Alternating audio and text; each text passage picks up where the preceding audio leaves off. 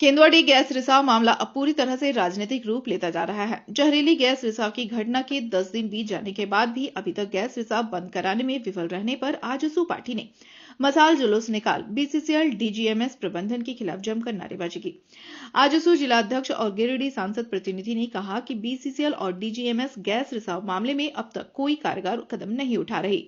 आज न सिर्फ केंदुआड़ी क्षेत्र बल्कि धनबाद का अधिकांश क्षेत्र में कमोवेश यही स्थिति है। आज जब केंदुआडीह में गैस रिसाव की घटना घटी तब जाकर बीसीसीएल जागा। उन्होंने डीजीएमएस को आड़े हाथों लेते हुए कहा कि कोयला उत्खनन का मापदंड डीजीएमएस तय करती है। केंदुआडीह में आज जब यह स्थिति बनी तो इससे पहले डीजीएमएस ने कोई कदम क्यों नहीं उठाया। मंटू महतो ने हाईकोर्ट से भी अपील की है कि इस मामले में न्यायालय स्वतः संज्ञान ले, इस मामले की उच्च स्तरीय जांच हो।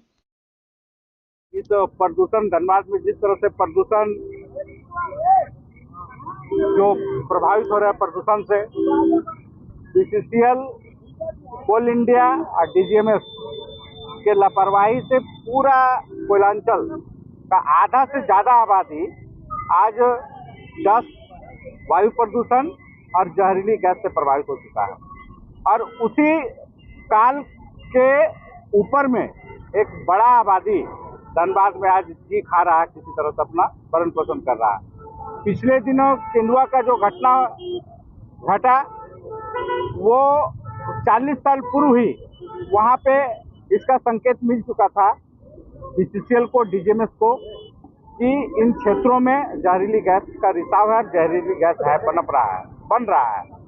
बावजूद जो है कि 40 वर्षों में डीजीएमएस हो या बीसीसीएल विभिन्न माइनिंग को किया, कोयला का उत्खनन, कोयला का उत्पादन, लेकिन इस गैस का कैसे जहरीली गैस से कैसे निजात पाया जाए लोगों को, इसका कोई सॉल्यूशन नहीं निकाला।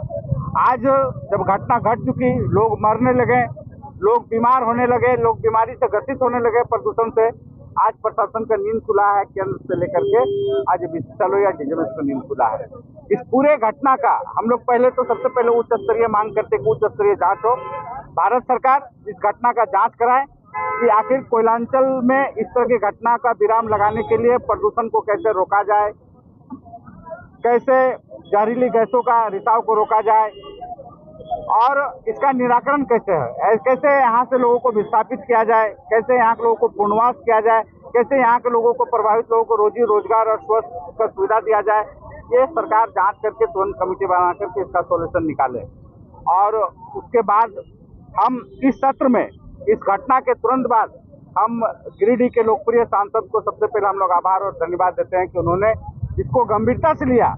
ये समस्या धनबाद के घनी आबादी के बीच में घटना घटा, लेकिन हमारे गिरिडीह के सांसद, हमारे पार्टी का, आजसू पार्टी के सांसद ने इसको गंभीरता से लिया और लोकसभा के सत्र में संसद के पटल पर, जहाँ पे माननीय प्रधानमंत्री से लेकर गृह मंत्री तक और देश के सभी विभागीय मंत्री रहते हैं, उनके संज्ञान में रखने का काम किया, देने का काम किया। हम लोग उनके सारे लोग आज इसको धन्यवाद देते हैं। आज मसाल जुलूस के माध्यम से हम लोग इस बात का चेतावनी देने के लिए आए हैं डीजीएमएस को कि डीजीएमएस क्या कर रही थी। माइनिंग जब उत्खनन करती है, डीजीएमएस के परमिशन के बिना न उत्खनन हो सकता है, न कोई माइंस बंद हो सकता है।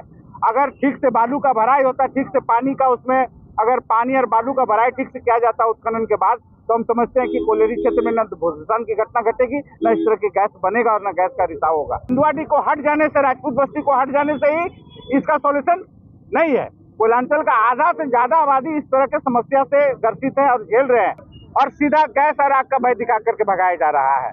तो हम लोग मांग करते हैं एक उच्च स्तरीय जांच हो, दोषी अधिकारियों पर कार्रवाई हो, डीजीएमएस सुधर जाए। डीजीएमएस जैसे अधिकारी जिन लोगों के लापरवाही से इस तरह का उत्खनन करके इस तरह का माहौल कोयलांचल में बना हुआ है, उन दोषी अधिकारियों पर कार्रवाई हो। और इस घटना का जो मरे हैं उन लोगों पर भी एफआईआर होना चाहिए, बीसीसीएल के अधिकारियों पर और डीजीएमएस पर तुरंत प्रशासन संज्ञान ले। हम न्यायालय से भी आग्रह करते हैं, माननीय उच्च न्यायालय के जस्टिस से और सर्वोच्च न्यायालय के जस्टिस से, कि ऐसे इतना बड़ा आबादी को हमको रीट दाखिल नहीं करना पड़े, पब्लिक पिटीशन रीट नहीं दाखिल करना पड़े। अनेकों मामला न्यायालय भी स्वतः संज्ञान लेते हैं, ऐसे विषय पर न्यायालय स्वतः संज्ञान ले। कोयलांचल में प्रतिदिन दर्जनों लोग, साल भर में सैकड़ों लोग इस अवैध उत्खनन और बीसीसीएल के गलत नीति और डीजीएमएस की गलत नीति के कारण यहाँ माइंस दब रहा है, मर रहा है, भूधसान हो रहा है, गोप हो रहा है, गैस रिसाव हो रहा है, प्रदूषण हो रहा है, ऐसे मामलों को संज्ञान लेने का आग्रह करेंगे और इसे दोषी अधिकारियों पर कार्रवाई करते हुए जेल भेजने का काम करेंगे। सबसे पहले हम आप लोगों को बताना चाहेंगे कि धनबाद का जो भयावह स्थिति है, ये सिर्फ केंदुआडीह में ही नहीं, पूरे धनबाद में ये देखने को मिल रहा है। और खास करके डीजीएमएस और बीसीसीएल प्रबंधक और जिला प्रशासन की लापरवाही से ये सब सारी चीज हो रही है। और माननीय सांसद चंद्र प्रकाश चौधरी जी के निर्देश पे और उनकी अगुवाई पे ये उग्र आंदोलन होगी और आपको ये दिखेगा। और ये प्रयास माननीय सांसद चंद्र प्रकाश चौधरी जी के द्वारा लोकसभा सत्र में बात को रखा गया है। यदि इसमें जल्द से कार्रवाई नहीं होती है तो आजसू पार्टी इसका उग्र आंदोलन करेगी। चूंकि अपना लड़ाई लड़ने के लिए आज धनबाद के सभी जनता से मेरा आग्रह होगा कि इस आंदोलन में सहयोग करें, क्योंकि अपना लड़ाई खुद को लड़ना पड़ेगा। यहाँ की जो सरकार है वो मौन धारण बैठी हुई, यहाँ के जनताओं को कैसे सुरक्षा मिले उस सरकार को भी यहाँ पे पहल करने की जरूरत है। आप अब बात करते हैं डीजीएमएस, तो डीजीएमएस पूरी तरह से फेल है। तो किसी भी स्थिति में डीजीएमएस अपना काम नहीं कर रही है। आप देखें किस तरह से यहाँ के बीसीसीएल में कोयला चोरी हो रहा है, किस तरह से वहाँ के लोगों को सुरंग बना के आज अपने आप में बता सकते हैं कि किस तरह के यहाँ के लोगों को डेंजर स्थिति में से गुजरना पड़ता है। इसी स्थिति यदि रहा तो पूरे धनबाद यहाँ पे समा जाएगा और पूरे धनबाद वासी को यहाँ से छोड़ के भागना पड़ेगा। नहीं, ये सिर्फ खाना पूर्ति हो रही है और ये जमीनी स्तर पे काम नहीं कर रही है। जिला प्रशासन तो चाहता ही नहीं है कि कैसे यहाँ पे काम हो। खास करके राज्य सरकार की इसमें पहल ही नहीं दिख पा रही है कि कैसे केंद्र सरकार से मिलकर यहाँ के लोगों को सुरक्षा दे। इस तरह का कोई पहल राज्य सरकार के द्वारा नहीं दिख रही है। माननीय सांसद चंद्र प्रकाश चौधरी जी की अगुवाई पे पूरे यहाँ पे कोयलांचल का कोयला भवन को पूरे हम लोग घेर लेंगे और घेरने के बाद यहाँ के यदि कार्रवाई नहीं होते हैं तो हम लोग उग्र आंदोलन करेंगे। आजसू पार्टी इसका उग्र आंदोलन मांग यही है कि जल्द से जल्द उस वहाँ के लोगों को कैसे सुरक्षित किया जाए। और सिर्फ केंदुआडीह के ही नहीं, ऐसे बहुत ऐसी जगह है जो वहाँ के लोग काफी पीड़ित है। आप देखिएगा भविष्य में निकल सकता है।